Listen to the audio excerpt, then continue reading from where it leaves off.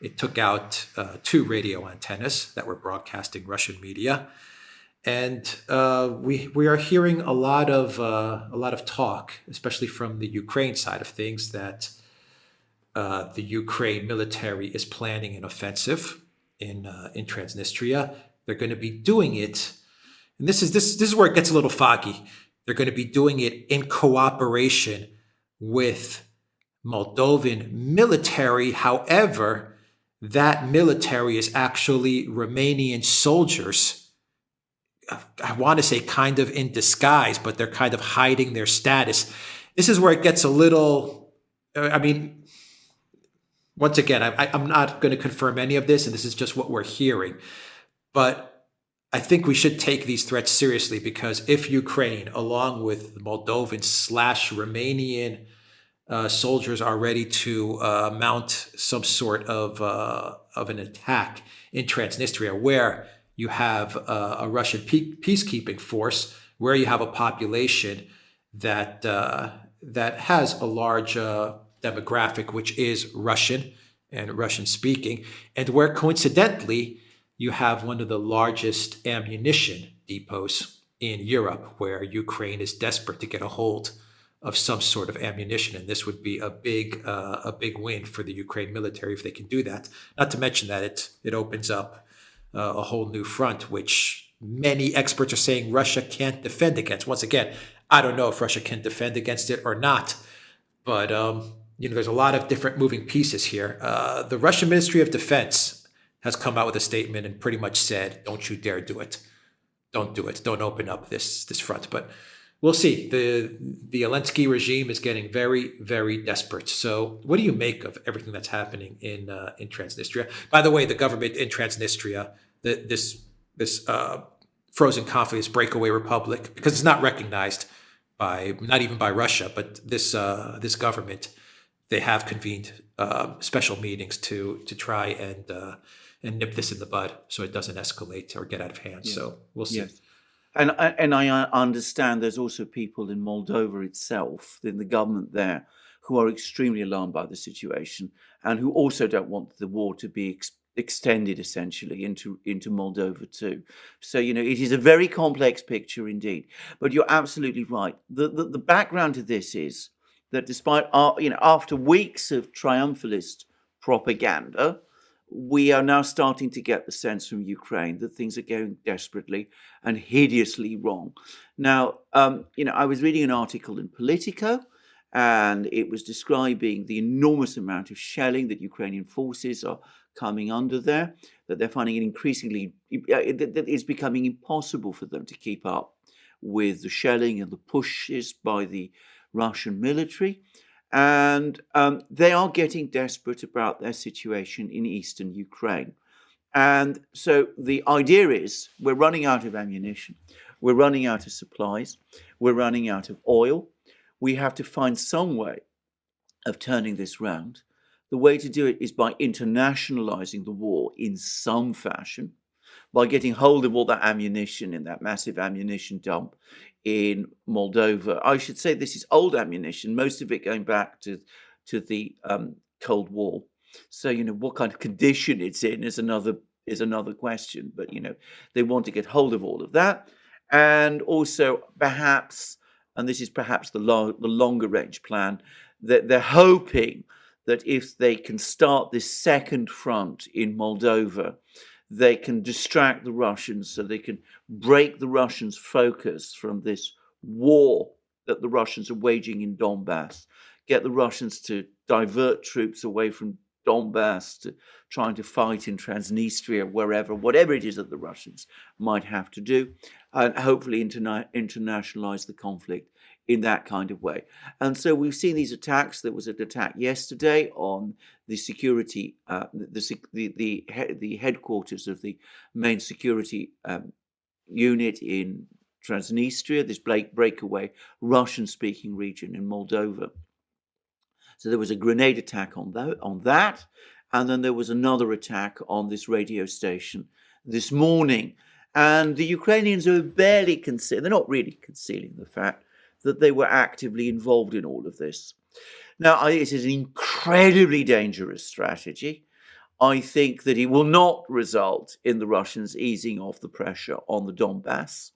But what it might do is it might cause the Russians to intensify operations elsewhere in Ukraine.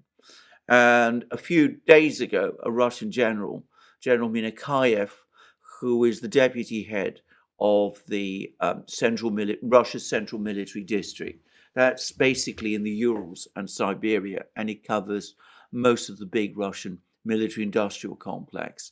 He said that Russia was aiming to cut off Ukraine from the sea, essentially extend its land, and he was talking about extending the land corridor all the way to Transnistria. There's a big Russian force in Kherson region near Nikolaev. If troops start to be moved, Ukrainian troops start moving towards Transnistria, then I can see that the Russian forces there might start to get involved. If that brings them in conflict with Romanian troops, even if they're uniformed as Moldovan, that sets a NATO army fighting against the Russians. And of course, the Russians have lots of means to strike way into Moldova and do all kinds of things there. I mean, it is an utterly reckless move, and one would devoutly hope that Western leaders are doing what they can, some Western leaders at least, are doing what they can to try and calm the situation and try to persuade the Ukrainians, give up on all of this. Now, my concern is Blinken and Austin, the US Secretary of State and the US Defense Secretary, were in Kyiv. They had a meeting with the Ukrainian leadership there. If they gave the green light to this, then we are in very, very serious trouble. I'm hoping that the Ukrainians, as they often do, by the way, didn't actually discuss it with the US, though I have to say I do wonder about that. Well, I think this has been in the works for at a minimum 1 week because of projection, plain and simple. Zelensky came out literally like 4 or 5 days ago, and he said that Russia is going to be attacking Moldova. He said they're going to be attacking another country, and he was referring to Moldova. And there you have the projection, which to me signaled that Ukraine is going to be doing something with regard to Moldova and Transnistria. The minute they're trying to blame you for something, you know that it's something that they're up to. You said that the Russians call it mirroring. Well, Zelensky hinted at the fact that Ukraine is going to be making a move on Transnistria by accusing Russia of having its eyes set on Moldova. So I think this has been in the works for the better part of a week, and I do believe that Blinken and Austin were in Kyiv or Poland, depending on what you believe with regards to Zelensky's whereabouts. And they greenlit this because they really don't have any other options to play. I mean, the FSB in Russia is saying that Ukraine is so desperate that they're actually putting out assassination hits and contracts on Russian journalists. Just incredible stuff that's coming out of the Zelensky regime.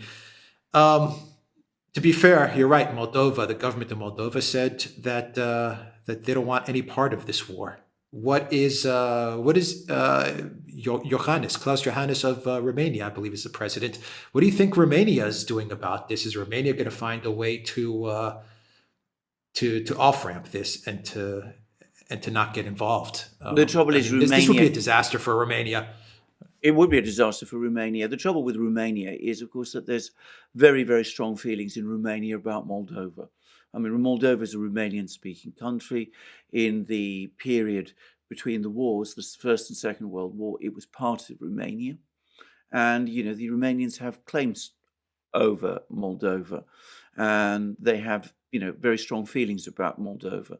So even a Romanian government which wanted to stay out of the war might find it difficult to. It is an extremely dangerous situation. I don't know how it's going to turn out. I've seen projections that if there's going to be a battle in Moldova, it will probably happen in May. In other words, we're not there yet. But, I also get the sense the Moldovan government does not want to be involved in all of this. But, it's very, very easy to see how things could get out of control, especially given the ongoing crumbling of the military positions of the Ukrainians in Donbass. And I'm going to just, read here briefly. These are from Politico. And it talks about, a Ukrainian commander saying that the Russians destroy everything with artillery, shelling day and night. He says that he's running dangerously slow on ammunition, that his troops are reduced to rationing shells. And he talks about how if things continue for much longer the way they are, he and his troops in Donbass are going to find themselves in the same position as the Ukrainian troops bottled up in the Azovstal factory in Mariupol. Now, that's one Ukrainian commander, but I'm sure it's representative of many. And of course, if that's the situation, if that's how things are really shaping out, you can see that people in Kyiv may be becoming increasingly desperate. And, we can also see that people in Washington might be starting to get incredibly alarmed as well, given the amount that the US administration has invested politically in Ukraine. Yeah, so the game plan is that they're losing on all fronts, the collective West. They're losing on the ground in Ukraine. They're losing the economic war as well. And so their Hail Mary pass, their last option may actually be to try and get a conflict in Moldova, bait Romania into getting involved, and then you have your NATO Russia conflict right there. How do you think Russia can either one prevent this, or if it does happen, if this does break out, how do you think Russia will counter? I mean, will we see missile strikes in Transnistria, Moldova? Will we see Russian forces being deployed there? Does Russia have the capacity to deploy forces to Transnistria? From what I understand, you just have freedom fighters there. It's not a very formidable Russian military presence in Transnistria. At least that's what I'm understanding. I don't know if I'm wrong understand. about that. Do you see an asymmetrical Russian counter, for example? Yeah. They start going after Kyiv or Lviv. Can I say straight away? Very hands off. Yes. Can I just say I don't know. I mean, I'm not a military strategist. I would be incredulous if the Russians haven't thought of potential counters to this. And it could very well be that they have. And in fact, I'm sure that they have, and that they've got various preparations. I would have thought missile strikes are a certainty. And yes, mainly these are, fighters. But there are also actual Russian troops there. I mean, there is part of the Russian armed forces in Moldova there by agreement, and that the Russians have a responsibility to protect it, and I think that they can do. But what they will do, I'm not going to try and guess. What does make me wonder, by the way, if you go back a few weeks, about a week or so. I mean, there's still that very strange affair about the Moskva. You remember the cruiser. And, there's some reports that the Moskva was actually closer to the Romanian coast than it was to the Romanian coast than it was to the Ukrainian coast. And I do wonder whether perhaps that incident with the Moskva might have had something to do with these developments that we're now seeing in Transnistria and with the situation in Romania. I'm not going to try and guess everything, but it does make me wonder whether this isn't a ominous picture which is now building up to some sort of crisis. I will say, it reminds me increasingly of Vietnam. And I'm going to explain how. When it became clear that the United States could not achieve its political objectives in Vietnam itself, in South Vietnam, what then started to happen is that the war started to expand into Laos and Cambodia.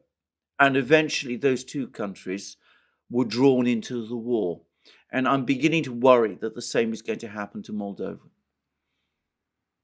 Yeah, but if Moldova gets drawn in, you run the risk of Romania getting drawn in, and then you run the risk of Romania as well. Of Russia, NATO, yeah. Absolutely, yes. And then, of course, what does NATO do at that point? I mean, at that point... Well, what does Romania do? What will Romania do? What will the other countries do? I mean, I don't know. I would not be surprised if at that point we see a split. We start to see an actual split, Oh, and we in start NATO, you mean, in or NATO itself. And I mean, I also seen opinion polling in the US, which it's now quite clear that most Americans do not want to see American troops involved in this conflict in Ukraine. There were some early opinion polls that suggested otherwise, but the methodology of those polls has now been challenged, and the latest opinion polls make it absolutely clear that they do not want to be drawn into the fight in Ukraine. Americans don't want to be drawn into the fight in Ukraine. So I can see a NATO split, possibly, but it does increasingly look like an increasingly desperate last throw, and I hope and presume that the Russians have some kind of game plan to deal with it, but I don't know what it is. yeah. I mean, I just keep on coming back to the point that Blinken and Austin, they greenlit this. The Zenlensky regime has been planning this for a while because they just don't really have anything else left. And the Russians, absolutely, the Russians have game planned this out, and I'm sure they've got 4 or 5 different options and plans as to how to deal with Transnistria and Moldova should Zenlensky be crazy enough to do this. So you end up looking at Romania and the Romanian government, and you say, yes. Do they have the strength, the guts to tell NATO and the United States, stop? Yes. Stop this. We're not going to get baited and goaded into this. Well, that's right. That's exactly right. I don't know. I really don't know. And, it's also a question of what Moldova itself does. I mean, I understand that most people in Moldova do not want a war. So, there may be political resistance in Moldova itself. I mean, not Transnistria. I mean, in Moldova, the other parts of Moldova. So I don't know whether Romania will let itself be baited into this. I don't know whether Moldova will let itself be baited into this. Moldova, up to now, has taken a very neutral stance on the war, by the way, at least overtly so. I mean, it's refused to impose sanctions on Russia, for example. So, it's complicated, but when you're desperate, when you're increasingly running out of options, when the military situation that you're facing becomes increasingly bleak, and when you have so much of your political capital, if you're the administration, invested in a particular outcome in Ukraine, you start being tempted to take dangerous risks, and I think this is perhaps the most dangerous. And we've been saying several times in programs on this channel that as things get really bad, we could see the situation escalate. We could see an attempt by the administration, by the Western powers, to talk about sending peacekeeping forces in Ukraine. Maybe the plan is not peacekeeping forces in Ukraine. Maybe the plan is to escalate the war into Transnistria and Moldova itself. Yeah. All right. We'll continue to monitor this story. theduran.locals.com, everybody, and go to the Duran shop. Use the code GOODDAY. Get 10% off all of our merch. There's the mug. Good day mug. Take care.